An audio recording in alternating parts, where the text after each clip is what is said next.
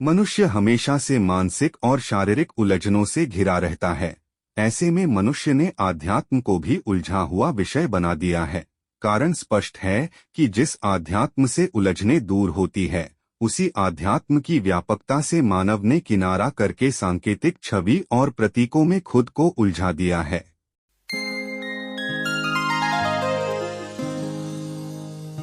आज का मानव खुद को औरों से बेहतर और आगे रखने की चाहत में आध्यात्म को नजरअंदाज कर अपने कर्म और धर्म के साथ ही भगवान को भी औरों से अलग बताता है और यही मानकर चलता है कि मेरा भगवान ही अच्छा एवं ऊंचा है।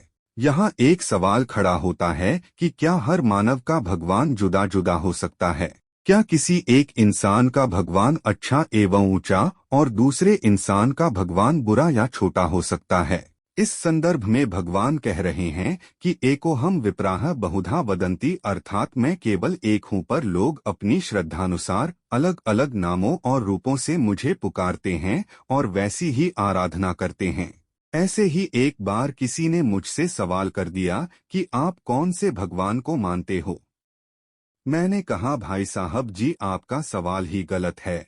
आपने पूछा कौन से भगवान को मानते हो, तो सुनिए मित्र, भगवान 2, 4 या 10, 20 नहीं या लाख करोड़ नहीं, सिर्फ एक ही है। हाँ, भगवान के विविध रूपों के कारण नाम जरूर अलग अलग हो सकते हैं। मैंने उनको बताया कि मेरे ऑफिस में मेरा एक साथी है, जिनके शानदार लुक के कारण उन्हें सब शान साहब कहते हैं, लेकिन उनके पड़ोसी उन्हें आशू भाई के नाम से जानते हैं, जबकि घर पर उन्हें अज्जू के नाम से पुकारा जाता है और वास्तविका में उनका आधार कार्ड पर अजित सिंह नाम है। अब व्यक्ति एक ही है और नाम अलग अलग, उन्हें जो जिस नाम से जानता है उनके लिए वही सही है। अगर वास्तविकता का ज्ञान हो जाए तो उलझनों से सुलझा जा सकता है। संपूर्ण सृष्टि का रचेता एक पूर्ण ब्रह्मा परमात्मा है, लेकिन अज्ञानता के कारण हम सब प्रतीकात्मक नामों में उलझकर वैर नफरत की दीवारें खड़ी करने में लगे हुए हैं। जब तक एक ब्रह्मा तत्व की अनुभूति जानकारी नहीं होगी, तब तक अपने अपने धर्म एवं भगवान को बड़ा करने के लिए उलझते रहेंगे। अगर हमको उलझने की बजाय सुलझना आ जाए तो सारी समस्याओं का समाधान होने में समय नहीं लगेगा। सुलझा तभी जा सकता है जब एक तत्व ब्रह्मा की जानकारी हो जाए। एक तत्व ब्रह्मा की जानकारी पूर्ण सतगुरु की शरणागत से होती है। एक तत्व ब्रह्मा की अनुभूति होने पर सभी प्रकार के भ्रमभुलेखे एवं मतभेद मिट जाते हैं।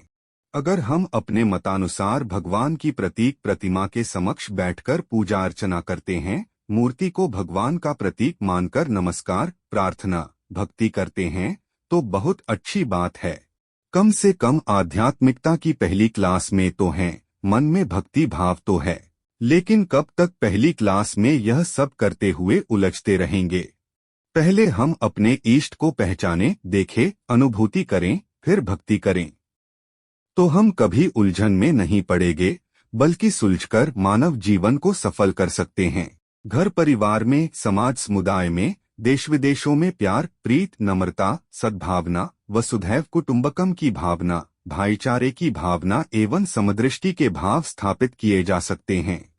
फिर हमारी नजर उलझने वाली नहीं, बल्कि सुलझने वाली नजर हो जाएंगी। सतगुरु जी महाराज सभी को इस एक तत्व ब्रह्मा का ज्ञान कराकर एक विवेकशील मनुष्य एवं एक ब्रह्मज्ञानी संत की श्रेणी में खड़ा कर रहे हैं। भगवान का रास्ता बड़ा ही सीधा और सुलझा हुआ है। अगर मनमति से चलेंगे तो बहुत उलझा हुआ रास्ता है। अगर गुरमति में रहकर भक्ति के रास्ते पर चलोगे तो सुलझा हुआ रास्ता है। आओ, सांकेतिक छवि और प्रतीकों में उलझने के बजाय मूल सत्ता प्रभु से जुड़ें।